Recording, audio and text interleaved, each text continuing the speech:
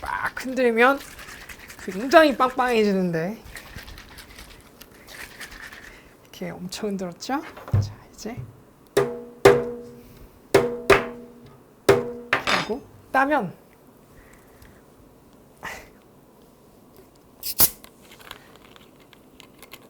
안 터져 나오죠. 이 비밀 바로 시작합니다. 이런 장난을 쳐보신 적이 있을지도 모르겠어요. 탄산음료를 막 흔들어낸 다음에 아는 척하고 친구한테 딱 건네주면 거의 이건 뭐 폭탄이죠. 열자마자 확 쏟아져 나오는 탄산음료. 한 번쯤은 할 수 있는 장난이라고 생각합니다. 지난 에피소드에 다뤘던, 그러니까 이제 원자적 관점에서 우리가 이걸 본다면 여기서 일어나는 일들을 우리가 또 과학적으로 왜 이렇게 일어나는 건지를 이해해 볼 수 있어요. 그래서 오늘은 이 현상을 어떻게 하면 원자적 관점에서 이해할 수 있는지 같이 한번 알아보고자 해요. 자, 지금 제가 이런 그릇에 물을 떠왔죠? 이렇게 떠놓고 물을 며칠 동안 가만히 내버려두면 여기 있는 물이 다 어떻게 돼요? 누가 내다 버리지도 않았는데 물이 없어진다는 것을 한 번쯤은 경험을 통해서 알 수 있을 거예요. 비가 오지 않으면 댐의 물이 말라서 줄어드는 것도 이런 거랑 같은 현상이라고 볼 수 있는데 우리가 이런 현상을 과학에서 증발이라고 불러요. 보통 우리가 알고 있는 지식으로는 물은 100도씨 이상에서만 기체 상승이 수증기가 된다고 알고 있고 지난 에피소드에서도 100도씨 이상의 에너지에 도달해야 물들이 엉겨붙은 수소결합을 끊고 자유롭게 공간상으로 튀어나갈 수 있다고 말씀드렸잖아요. 그런데 실제 자연은 그렇지만도 않아요. 왜 그런지 역시나 원자적 관점에서 설명드리도록 하겠습니다. 자, 또 이렇게 우리의 설명을 돕기 위한 물 분자들이 준비를 하고 있어요. 한 10억 배 정도로 물을 확대하면 물이 이렇게 보이겠죠? 뭐 이렇게 보인다고 가정해 봅시다. 물론 이렇게 가만히 있지는 않고 막 이렇게 지속적으로 진동 운동하고 있을 거예요. 재밌는 건 물속에 물만 있는 건 아니고 이런 기체도 물속 안에 녹아 있어요. 양이 적어서 그런 것 뿐이지 이 물 안에 이렇게 끼어 들어가서 녹아 있습니다. 기본적으로 기체가 물속에 녹아들기 위해서는 이 상대적으로 막 자유롭게 튀어나가려는 기체 분자들을 물 분자들이 잘 얽어매 주어야 돼요. 그렇기 때문에 물 분자들이 빽빽하면 빽빽할수록 이런 기체를 얽어매는 데 더 유리하겠죠. 그래야 이 사이에 이렇게 기체 분자가 낄 거 아니에요. 물 분자 사이에.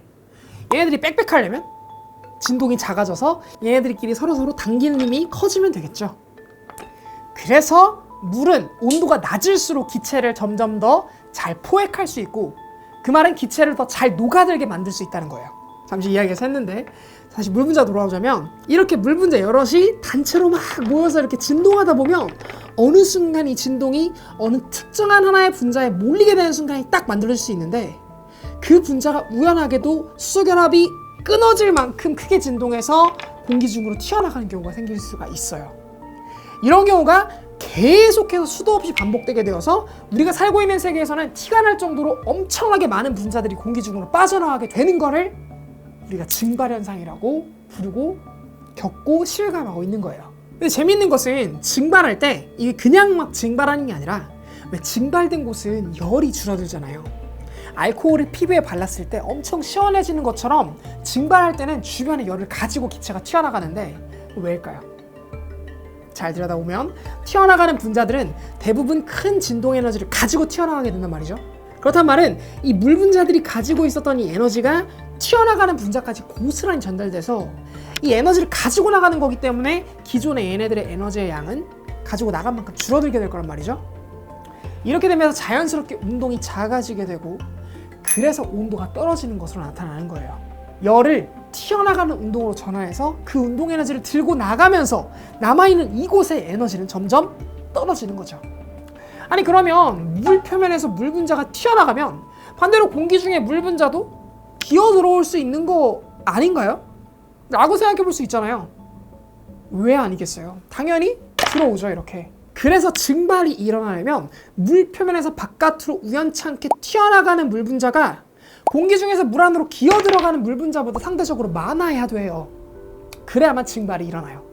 그럼 만약에 누가 이 물컵의 뚜껑을 막아놔서 처음에는 물 분자들이 공기 중으로 잘 기어 나왔다가 어느 순간 공기 중에 녹아있는 이 물 분자들이 더 많아져서 얘네들이 들어오는 횟수랑 이렇게 나가는 횟수랑 똑같아지면 어떻게 될까요? 그냥 당연히 증발하지 않는 것처럼 보이게 되겠죠. 근데 사실은 증발 안 하는 게 아니라 증발하고 있지만 그만큼 공기 중에서 물속으로 들어오는 물 분자가 많아져서 우리가 사는 커다란 세계에서는 아무런 변화도 일어나지 않는 것처럼 보이는 것 뿐인 거예요. 이런 걸 동적 평형이라고 불러요. 실제로는 엄청난 이동이 아주 빈번하게 발생하고 있지만 우리가 사는 세상에서는 전혀 그 이동이 보이지 않는 평형적인 상태, 이런 거 우리는 동적 평형 상태라고 불러요. 그래서 뚜껑을 닫은 통 안의 물들을 보면 그 물들은 증발 안 하잖아요. 왜? 원자적 관점으로 설명해보자면 너무 자연스러운 일인 거죠. 그런데 이걸 조금만 바꿔 생각해 본다면 물속에 공기가 녹을 수 있듯이 이 공기 속에도 물 분자가 어느 특정한 비율만큼 녹아들어 있어야 된다는 것을 의미하기도 해요. 그래서 이걸 과학용어로 수증기압이라고 불러요. 물 표면에서 물 분자가 얼만큼 물 밖으로 튀어나갈 수 있는가에 대한 일종의 수치인 것이죠. 뚜껑을 닫은 공기들은 오랜 시간이 지나면 자연스럽게 그 안에 수증기가 꽉 찰 때까지 물 분자가 튀어나갈 텐데, 그래서 물 분자가 튀어나가는 것과 물 분자가 다시 물속으로 들어가는 것이 똑같아질 텐데, 그 안에 있는 공기의 수증기압은 항상 꽉 차 있는 수증기압이 될 거예요. 이런 걸 우리는 포화 수증기압이라고 불러요. 그러니까 자연스럽게 포화 수증기압일 때는 증발이 일어나지 않을 수 있다라고 이야기할 수 있는 거겠죠. 사실은 증발이 일어나고 있는데 똑같이 물 분자가 물 안으로 기어 들어가고 있으니까 거의 증발이 일어나지 않는 것처럼 보이는 것 뿐이죠. 그럼 이제 경험적으로가 아니라 증발이 잘 일어나게 만들려면 어떻게 해야 하는지도 생각해 볼 수 있겠죠.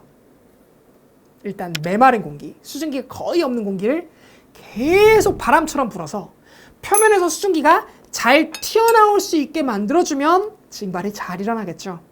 이 주변의 공기에 물 분자가 없는, 그러니까 물이 기어 들어가지 않는 환경을 만들어주면 증발이 잘 일어날 거예요. 여기다 플러스 알파로 살짝 뜨거운 바람이 표면을 때리면 이 표면에 있는 물 분자의 진동이 더 활발해져서 훨씬 잘 튀어나올 수 있겠죠. 뭐 이런 식으로 우리가 생각해 볼 수 있는 거예요. 이게 진짜 과학하는 재미 아니겠어요? 거의 뭐 미쳤죠, 과학에? 자, 그러면 앞에서 이야기 드렸던 탄산음료, 이것도 우리가 이제 생각해 볼 수가 있어요. 이걸 막 엄청나게 흔들고 나서 뚜껑을 열면 펑 하고 음료수가 터져 나오죠. 왜 그럴까요? 갑자기 순식간에 용액 속에 녹아있던 이산화탄소들이 바깥쪽으로 기체가 되어 나와서 엄청나게 막 빠르게 튀어나와서 막 빠르게 흔들었으니까 운동을 받은 이산화탄소가 막 빠르게 튀어나올 법도 한데 말이죠. 근데 아쉽지만 사실 흔들었을 때 음료가 터져 나오는 건 이산화탄소가 빠르게 튀어나왔기 때문이 아니에요. 우리가 흔히 하는 착각 중에 하나가 탄산음료 페트를 빠르게 흔들어주면 페트가 빵빵해지면서 페트 내의 압력이 마치 크게 증가했다고 착각하는 건데 사실 그렇지가 않아요. 탄산음료를 흔든다고 해서 페트 내의 압력이 순간적으로는 잠깐 증가할 수는 있겠지만 몇 초 내에 원래의 압력으로 돌아오게 되거든요. 왜냐하면 음료 속에 녹아있던 이산화탄소가 공기 중으로 빠르게 튀어나와 봤자 금세 튀어나온 이산화탄소의 양과 다시 음료로 들어가는 이산화탄소의 양이 똑같아지는, 즉 동적 평형 상태가 되기 때문에 금세 원래 상태로 회복하게 될 것이기 때문이에요. 그럼에도 뻥 하고 음료가 터져 나오는 비밀은 바로 흔들면서 발생한 아주 작은 기포들 때문인데, 이 기포들은 용기 혹은 용기 바닥의 주위를 표류하고 다니다가 뚜껑이 열리면서 만들어진 낮은 압력 환경 때문에 순간적으로 큰 기포로 팽창하게 돼요. 이를 통해 용기의 내부는 순식간에 거품으로 확 가득 차게 되면서 이 거품으로 가득 차게 되는 바람에 이 액체들이 거품의 부피에 밀려서 바깥으로 기어 나오게 되고, 그러면서 음료가 순식간에 뻥 하고 터져 나오게 되는 거예요. 그럼 이제 해결법도 알아봐야겠죠.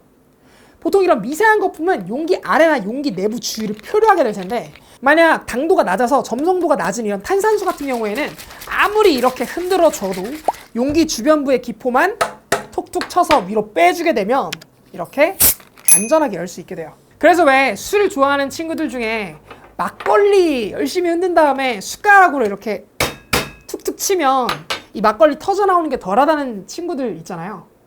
바로 이런 원리를 어떻게 보면 사용한 기믹인 것이죠. 전혀 근거 없는 얘기는 아니죠. 경험적으로 또 그렇기도 해요.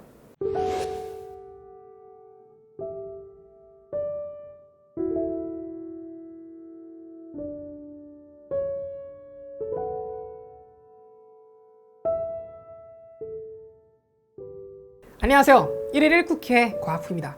원자적 관점으로 세상을 본다는 게 막 엄청 거창한 게 아니에요. 주변에 있는 모든 대상들을 제가 왜 저런 현상이 일어나는 거지를 우리가 볼 수 있는 스케일이 아니라 정말 작은 스케일에서 얘네들이 어떻게 움직일까를 상상해 보면서 요 상상을 통해서 지금 현재 일어나는 일들을 좀 해석해보고 이게 이렇게 될 것 같다라고 생각해보는 뭐 어떤 그런 일종의 생각의 장난이라고 생각해 주시면 돼요.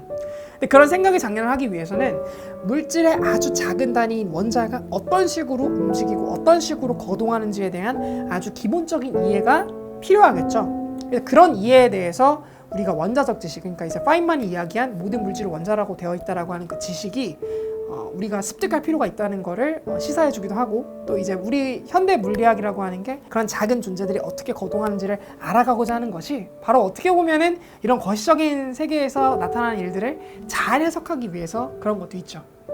그리고 이제 기본적으로 원자가 어떻게 움직이는지를 들여다보는 학문이 양자역학이라는 학문 자체가 어떻게 보면 그래서 이 세상을 설명하고자 하는 커다란 줄기의 학문이라고 이야기할 수 있는 거고요. 자, 그럼 거두절미하고 오늘의 질문 한번 같이 들여다보도록 할까요? 이 질문은 너무 정성스럽게 써주셔서 지나칠 수가 없었어요. 위에서부터 하나하나 알아보자면, 만약에 우주비행사가 기압을 유지할 수 없는 상태로 우주에 이제 방치가 된다면 가장 먼저 염려해야 될 사항은 일단 몸 안의 수분이 모두 기화해서 바깥으로 기어 나가려는 현상일 거예요. 이 과정에서 온몸 구석구석 상당한 장기의 손실을 일으킬 테고요. 근데 그렇다고 해서 겨우 1기압의 차이만으로는 우리를 이루고 있는 이 몸, 신체 구조가 풍선처럼 부풀어서 터져 죽을 일은 없을 것 같아요. 생각보다 우리를 이루는 이 유기 구조가 견고하거든요. 대기권으로부터 지표면까지 공기가 우리에게 가하는 압력이 이게 바로 이제 상압, 그러니까 이제 1기압 수준이에요. 위로 올라갈수록 중력의 영향이 약화되면서 공기의 밀도도 크게 줄어들게 되고, 또 공기라는 존재가 워낙 듬성듬성 존재하는 녀석이다 보니까 아무리 높아도 겨우 1기압 수준으로 우리를 누를 뿐이죠. 추가적으로 원자적 관점에서 생각해 볼 때 이 누르는 힘은 위에서 아래보다는 좌우 양 옆에서 누르는 힘이 더 알짜배기 누르는 힘이랍니다. 오늘 주제가 이 내용의 답변에 좀 소소한 도움이 됐을 것 같아요. 그나저나 이게 125m라니 진짜 인간의 능력은 정말 대단하네요. 아까 말씀드렸던 것처럼 인간의 신체는 꽤 높은 압력을 견딜 수 있도록 디자인되어 있다고 볼 수 있다고, 이런 결과로 미루어 볼 때 그렇게 생각해 볼 수 있을 것 같아요. 125m라면 이제 대강 10m당 1기압씩 높아지니까 그 수압의 수준이 약 12.5기압 플러스 1기압 수준인 13.5기압 정도일 텐데, 이걸 인간의 몸이 견딘다는 얘기잖아요. 예상해보건대 갑자기 막 쭉쭉 내려가진 않을 것 같고, 계속해서 이제 몸 안의 상태를 외부 상태와 맞춰주는, 동일하게 해주는 과정을 거치면서 아주 천천히 내려갈 것으로 생각이 되네요. 올라올 때는 특별히 더 조심해야 할 것이, 수압이 높은 상태에서 혈액 속에 녹아들어간 기체들이 다시 이제 기어 나오게 될 텐데, 그때 생기는 기포가 혈관을 막을 수도 있기 때문에 이걸 우리가 잠수병이라고 하죠. 그래서 아마 각별히 더 조심해야 할 것 같다는 생각이 듭니다. 네, 1일 1쿠키는 여기서 이만 물러가도록 하겠습니다. 도움이 되셨다면 좋아요와 구독을 부탁드리고요. 전 또 다음 영상으로 여러분들 찾아뵙도록 하겠습니다. 언제나 그랬듯 과학을 쿠키처럼.